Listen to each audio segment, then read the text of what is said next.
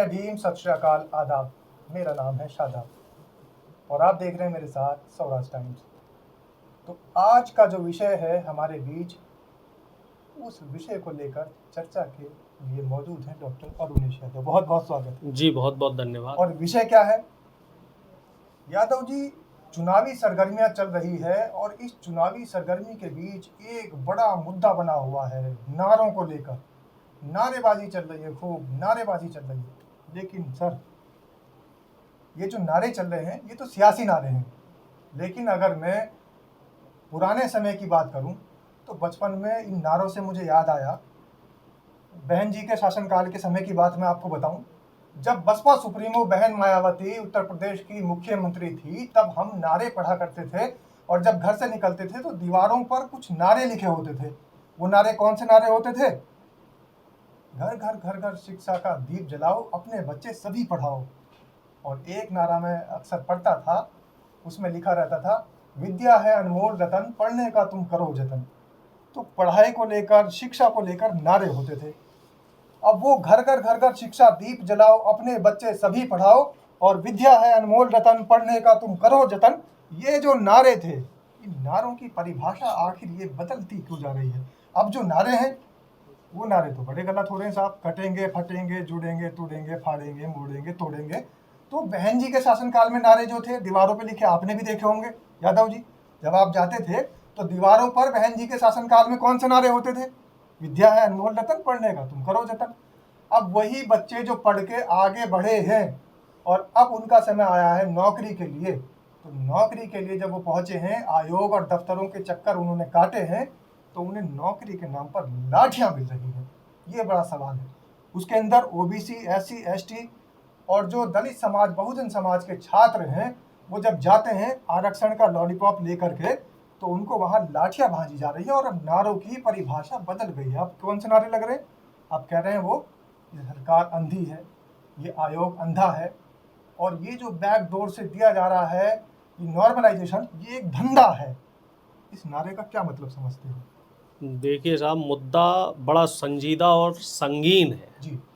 मामला यहाँ पे बहुत ही ज़्यादा सीरियस है। 7 साल से डबल इंजन की सरकार उत्तर प्रदेश में चल रही है जी। और इस डबल इंजन की सरकार ने सबसे ज़्यादा अगर ट्रबल किसी को दिया है, ट्रबल मतलब परेशानी और कष्ट, तो वो है हमारे देश का युवा और हमारे देश का भविष्य। एक समय हुआ करता था जब प्रदेश में बहुजन समाज पार्टी या समाजवादी पार्टी की सरकार हुआ करती थी। कभी समाजवादी पार्टी की सरकार आ जाती थी, कभी बहुजन समाज पार्टी की, और दोनों ही सरकारों में अगर किसी का फायदा हुआ तो वो हुआ एससी, एसटी और ओबीसी के बच्चों का। इसी वजह से दीवारों पे नारे शिक्षा को लेके होते थे, दीवारों पे नारे संस्कार को लेके होते थे, बड़ों के सम्मान को लेके होते थे, आरक्षण को लेके होते थे, संविधान को लेकर होते थे, और नौनिहाल जो हमारे बच्चे हैं उनको अच्छी अच्छी बातें सिखाई जाती थी, कॉपी किताबों का महत्व सिखाया जाता था। और अब पिछले 7 साल से क्या सिखाया जा रहा है कि हिंदू खतरे में है, गाय की रक्षा करो, मुसलमान देशद्रोही है, दलित देशद्रोही है, पिछड़ा देशद्रोही है, आदिवासी देशद्रोही है, आदिवासियों के मुंह पे पेशाब करो, दलित को मूछ मत रखने दो, पिछड़ों को खाट पर मत बैठने दो, मुसलमान है तो उसकी लिंचिंग करो। नारों का मतलब बदल दिया। और मतलब क्यों बदला? क्योंकि ये लोग पिछड़ों के बच्चों को, दलितों के बच्चों को, बहुजनों के बच्चों को शिक्षा से दूर करना चाह रहे हैं। 5500 से ज़्यादा सरकारी स्कूल बंद करने की तैयारी हो रही है। मध्य प्रदेश में 7000 से ज़्यादा सरकारी स्कूलों को बंद करने की तैयारी हो रही है। और पूरे देश में 40 लाख से ज़्यादा सरकारी पद खाली पड़े हुए हैं, जिसमें 90% पद एससी, एसटी, ओबीसी यानी कि बहुजन साथियों के पद हैं, जिनको सरकार खाने की कोशिश कर रही है, जिन पदों की चोरी करने की कोशिश हो रही है। और इसका ताज़ा तरीन उदाहरण इलाहाबाद देख रहा है। आप भले ही उसे प्रयागराज कहें, लेकिन हम उसे गंगा जमुना सरस्वती का संगम इलाहाबाद ही कहेंगे। इलाहाबाद में बच्चे क्या मांग रहे हैं कि हमारी निष्पक्ष और ईमानदारी से आप परीक्षा कराओ, एक शिफ्ट में परीक्षा कराओ, पेपर लीक ना करो, और हमारी सरकार उन्हें क्या दे रही है? लाठियां। सर सवाल ये उठता है, जब एक मिडिल क्लास का, वो चाहे एससी समाज का हो, एसटी समाज का हो, ओबीसी समाज का हो, जब एक व्यक्ति, एक छोटे सा मिडिल क्लास का आदमी एक छोटी दुकान लेकर बैठता है और दुकान से वो अपनी रोजी रोटी कमाने के बाद पेट काट के अपने बच्चों को पढ़ाता है, और पढ़ाने के बाद उसकी एक ही दिली इच्छा होती है कि नौकरी लग जाए मेरे बच्चे की, कहीं वो क्लर्क बन जाए, कहीं बाबू बन जाए, कहीं जाकर वो किसी नौकरी पर लग जाए, यानी कहीं ना कहीं एडजस्ट हो जाए। लेकिन क्या हो रहा है?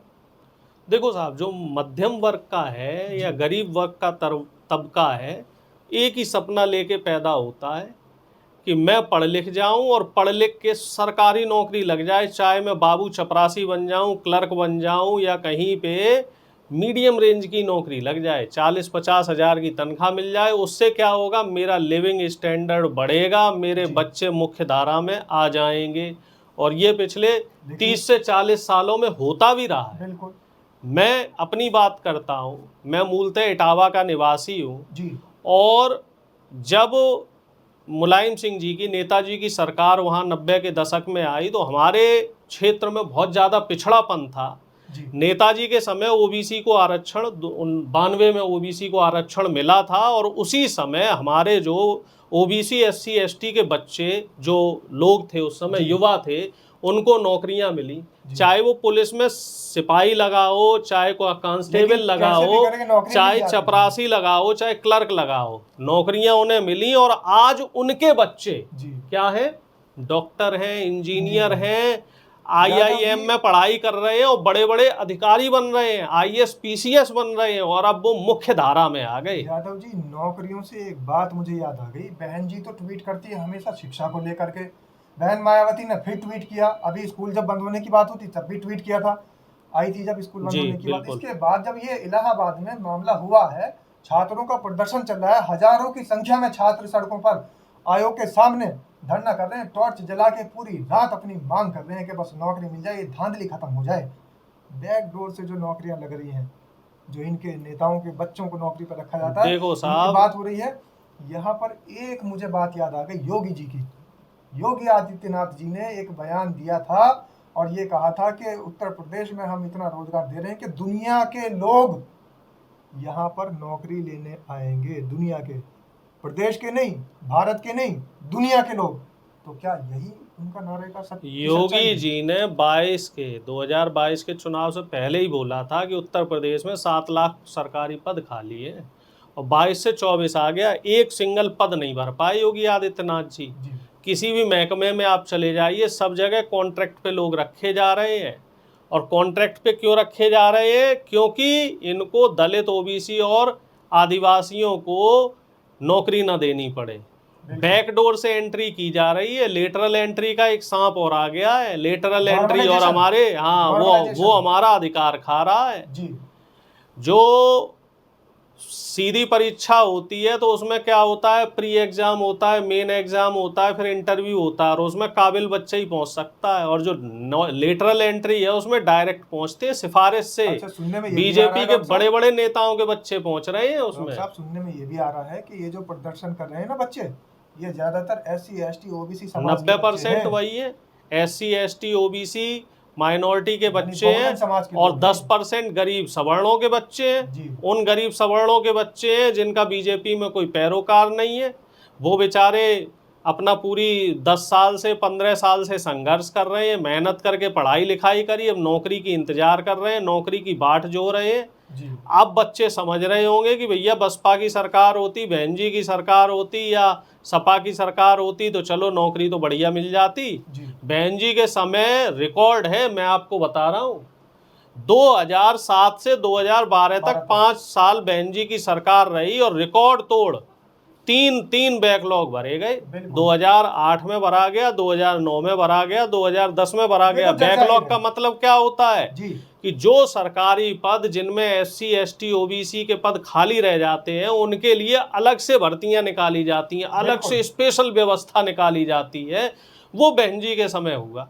लेकिन अब पिछले 7 साल में हमें बता दें सिर्फ हम उत्तर प्रदेश की बात कर रहे हैं कि एक भी बैकलॉग अगर योगी जी ने निकाला हो।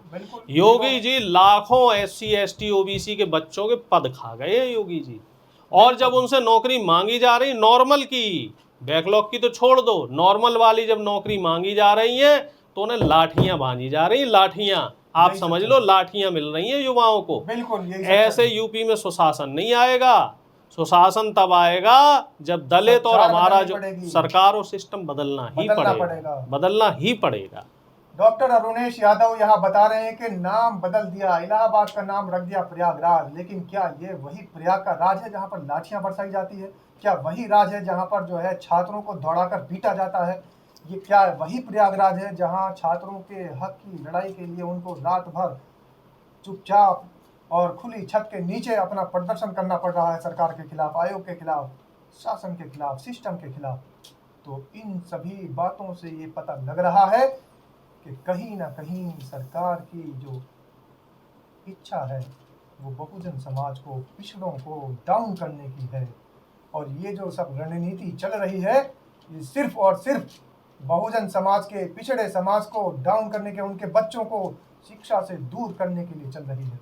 बाकी आप लोग खुद समझदार हैं। आप देख सकते हैं जो अरुणेश यादव यहाँ पर बता रहे हैं, डॉक्टर अरुणेश यादव बता रहे हैं कि जो बैकलॉग की नौकरियां थी वो तो खत्म हो ही गई, नॉर्मलाइजेशन ने नॉर्मल नौकरियां भी खा ली, और ये सारा का सारा हथकंडा, सारी की सारी साजिश लोगों के साथ की जा रही है, बहुजन समाज के, पिछड़े समाज के लोगों के साथ की जा रही है।